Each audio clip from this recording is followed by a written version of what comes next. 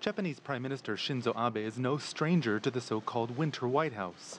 U.S. President Donald Trump hosted Abe at his Mar-a-Lago club in Florida back in February of 2017. And Abe hosted the American leader in Tokyo later that year. A lot of great work and great friendships have been built. The White House says Trump has met and spoken with Abe more than any other leader. Indeed, they have a lot to discuss. Both have said the issue of the Democratic People's Republic of Korea, or DPRK, and its nuclear and missiles program is a top priority. In fact, the two will spend much of Abe's visit exclusively discussing Pyongyang. We've also started talking to North Korea directly.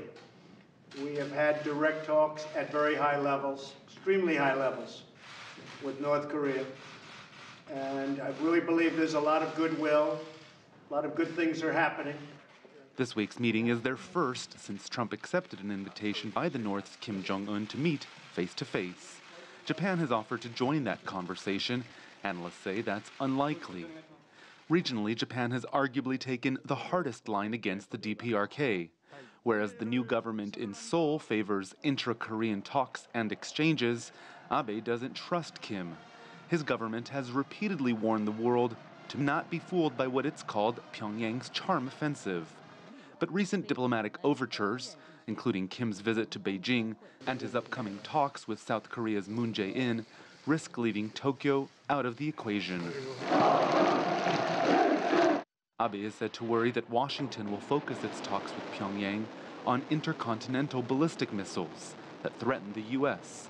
and will overlook the short and medium-range arsenal pointed right at Japan. The other big issue is trade. Japan is among the few American allies directly impacted by recent U.S. tariffs on steel and aluminum, but so far not exempt.